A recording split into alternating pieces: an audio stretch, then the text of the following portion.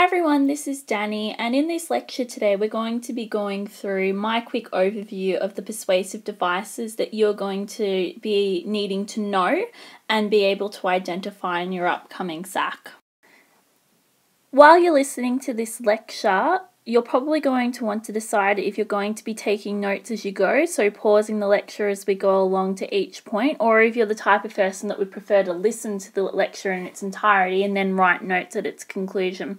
Whichever way is fine, but what I would really strongly recommend is that you make sure you have something physical at the end of listening to this lecture. So however you want to do it, I want you to make notes as you go. If you listen to this and you have any questions or you need something clarified for you, feel free to ask me on Facebook, or you can email me or speak to me in class. I'm more than happy to go through the material with you if you need it. I thought it would probably be best if we started off with a quick glossary of some of the important terms that are going to be coming up time and time again. Some of them you might be familiar with, and that's okay, but some of them you might need a little bit more clarity on, so hopefully this will be useful for you guys. So the first term that we'll look at is contention. A contention is basically the point of view or the main argument that a piece or a person might have. So a contention, point of view. The next term that we'll look at is a media type.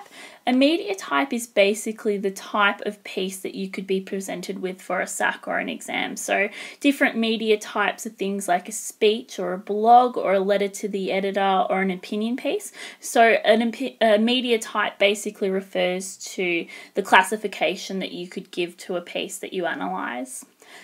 The next one, persuasive devices. They're basically the tools that writers or speakers use in order to convince their audience or their reader that their contention is the correct one. So persuasive devices are those terms that you're going to need to learn throughout this area of study. Positioning. Positioning basically refers to the effect that a persuasive device might have on an audience or a reader. So positioning is basically how the writer is trying to make a reader or an audience view an issue or an argument that they are presenting to them.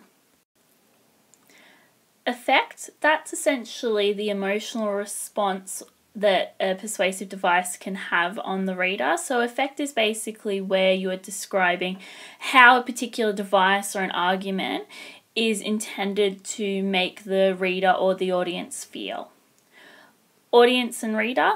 An audience is basically people who are listening to a speech, so you would probably refer to audience only if you're given a speech to analyse. Reader is the term that you would use to describe how people are being positioned by a particular newspaper article or an opinion piece or something like that. So you would be using reader in order to describe the effect that particular devices have. Headline's probably something we're all familiar with, but a headline is usually the largest piece of typeface on a written piece, so usually it's going to be bold or be in a larger font size to the rest. The headline's also useful because it can often contain the contention of a piece, and headlines are also important to analyse. Visuals. Visuals are treated the same way that you would treat the written piece. So visuals accompany a written piece, so usually it'll be a cartoon or it might be some sort of photograph. And often they're going to support the contention that the piece is arguing, or it might offer a different point of view, but you're expected to analyse any visuals that you receive for a SAC or for an exam. And then finally, publication. That's basically a word that's used to describe where a piece may have been published. So it might be the Herald Sun or the Age, or it might be a blog post or a comment on something like essentialbaby.com. So it's just letting your marker know that you're aware of where the piece was actually published. We mentioned media types before, but it's going to be really important that you're able to identify the different media types that you could be given for a SAC or an exam, because you need to be able to identify the media type in your introduction. So we'll just go through some of these really quickly. An editorial.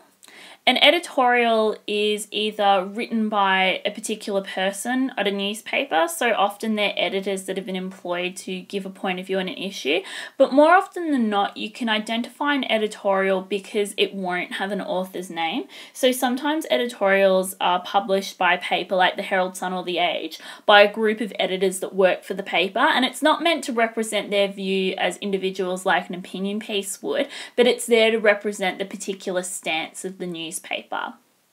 The next one, a letter to the editor. They're usually pretty easy to spot because they tend to be a bit shorter than an editorial or an opinion piece or a blog. And a letter to the editor often contains the name and the suburb or the city of the person that wrote it. Letter to the editors are also usually written in response to something that the paper has published previously. So it's going to be a letter that's written in response to something.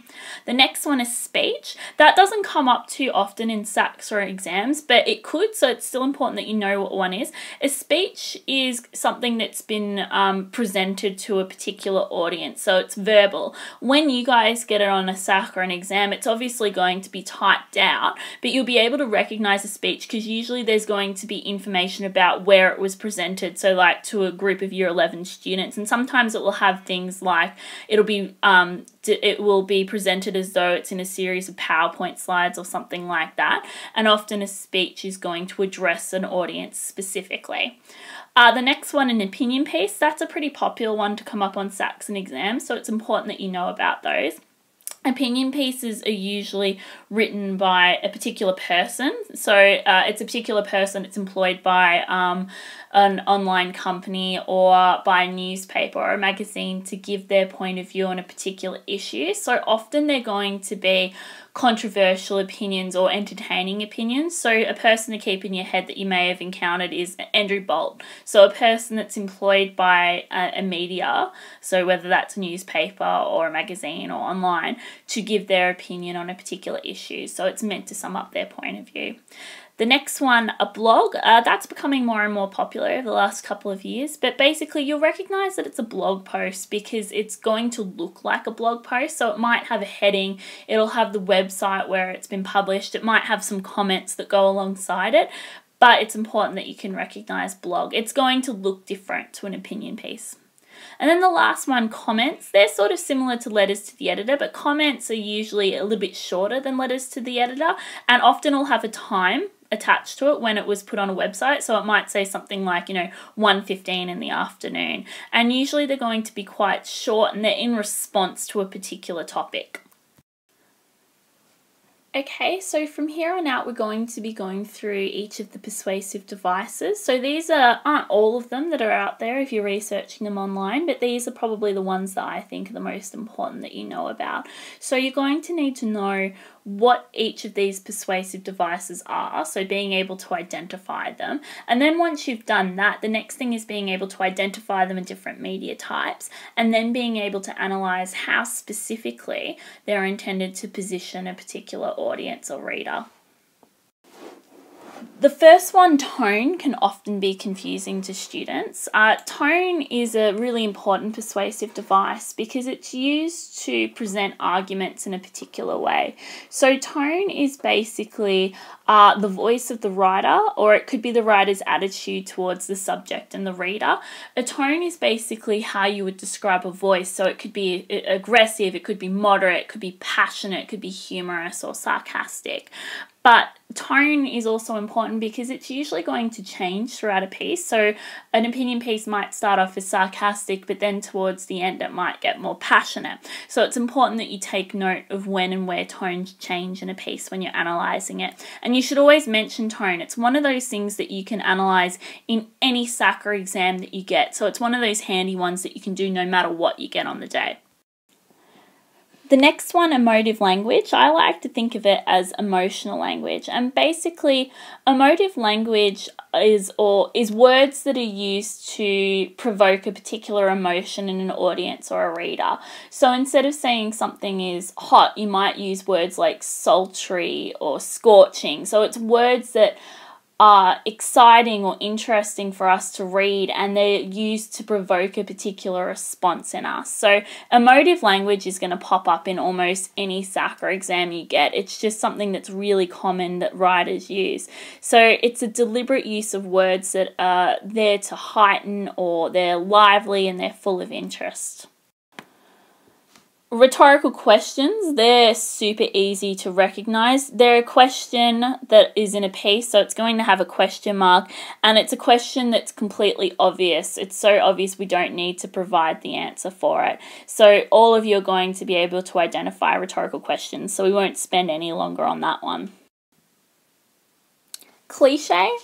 That's an expression that has become really overused. It's something that comes up all the time, so to the point of losing its original meaning or effect, or it becomes irritating. It's something that comes up all the time and we're sick of it. So examples of that might be fit as a fiddle or turn over a new leaf. Just those really common sayings that we all know and we've heard before, and we all know what they mean. Inclusive language, that's basically language that's used to include everyone. So you might say things like we or us. So if you see those words pop up in a piece you're analysing, it's usually going to be inclusive language. And it makes us feel more involved in an issue, or it makes us feel like we are connected to the speaker or the writer. Repetition, that's when words or phrases or ideas are repeated at multiple points throughout a piece. The next one, simile, that's a figure of speech that's used to liken one thing to another. So usually it's going to use words like and as in it. So he ran like a rocket. So it's a method of comparison. Attacks, they're pretty important because they tend to pop up really frequently. So it's good that you know this one. An attack is where a writer specifically attacks an opponent or an idea. So it's a way of proving that you're right by attacking a different argument or a different person. So it's a way of identifying something and pointing out why it's wrong. Evidence is the next one, and there's a couple of different types of evidence, but basically it's information or facts or statements that's used to support a belief or an opinion or a point of view. So there's a couple of different types of evidence. So there's research, like they might cite a particular study or a particular person working in the field. There's expert advice or opinion, so that might be where they've consulted an expert in a particular field, like a doctor or a lawyer or a politician. The next one's statistics. It's where they use numbers from research to support their points. The next one, generalization. It's a sweeping statement that claims or asserts that something is true for most or all people because it's true in one or some cases. So it could be something like saying, all teenagers are terrible. This is evidence through the group of teens that broke into the old person's home. So it's generalizing about a huge group of people because of the actions of a small group or one person. Anecdote, that's a personal story. It's a short account or a story that's entertaining or interesting. So it's usually an anecdote is by the person that's either giving the speech or writing the piece. Humour, it's where you use jokes or sarcasm or puns or something like that, where you're trying to make your reader or your audience think that the issue is funny or the idea is humorous. So it's a pretty powerful tool. Colloquial language, that's basically casual language. It's informal. It's meant to be language that we all recognise, and it can also be slang, like saying something like "G'day, mate," or something like that. So colloquial language, the best way to remember that is just casual or informal language. Appeal to patriotism. So appeals are things that pop up in basically every SACA exam that you'll get, but some of them will not appear in everything. So while there will be appeals, not all the appeals that you learn about will show up in everything, but it's important that you can recognise them. So the first one, appeal to a patriotism. It's basically, it appeals to people's devotion to their homeland and their readiness to support or defend the country. So it might be saying something like, we as Australians all have to believe that asylum seekers must be stopped from entering the borders. So it's using a country or a nation as a way to rally and get support. Appeal to fear. So appeal to fear is basically where a speaker or a writer is appealing to a person's sense of fear and fright and being afraid of things. So it might say something like, you know, if we allowed teenagers to have the right to vote before the age of 18, the entire country could be ruined because teenagers don't know anything. So it's playing to the reader's sense of fear. Appeal to the hip pocket nerve. That's probably one of the funniest sounding appeals, so it's the easiest to remember. But appeal to hip pocket nerve is basically talking about money. So it appeals to people's concern for their financial well-being. So it might be talking about, you know, if we don't raise taxes, the country could fall apart and you're going to lose out on your retirement fund. So it's talking about money in particular and the fear of having your money affected in a way. Appeal to family values. This appeal argues in favour of traditional family life, so often stereotyped as trouble-free with 2 loving and patient parents of 2 or 3 well-adjusted children. So family values those traditional views of what family could be and appealing to that. Appeal to fear of change. This appeals to people's tendency to resist change and reluctance to come out of their comfort zone. So that idea of not wanting change to happen because it's scary, and also to confront or the experience of challenge and accepting new things. So that idea that change is scary and it's something that we should resist and that traditions should be upheld. Appeal to freedom. This appeals to people's desire for a sense of unrestricted possibility, so our yearning for, you know, the ideal state of freedom. So the idea that freedom is important and it's something that should be protected above all things. Appeal to tradition. This appeals to the need to retain tradition and customs. So it sort of connects that idea of fear of change, but that idea of traditional things need to stay the same. Like, you know, we can't change the Marriage Act because our traditions about marriage being between a man and a woman is going to change and society will fall if that happens. So it's an important appeal to be aware of because it gets used all the time. Next, appeal to the value of technology. So this appeals to our need to value and embrace technology. So the importance of computers and Netflix and social media, the importance of medical technologies, things like that, and why they're so crucial for our society to advance and move forward. So that was the major devices and glossary terms that you're going to need to be aware of throughout this area of study. As this semester rolls on, we're going to go into more detail about how to analyse these particular devices, but from this lecture, what I want you to focus on is knowing the terms, being able to recognise them and understanding the differences. So the most important thing is that you can identify all of these devices and that you know what they are. If you have any questions or concerns at all, please feel free to get into contact with me. I'll be more than happy to help. Thanks.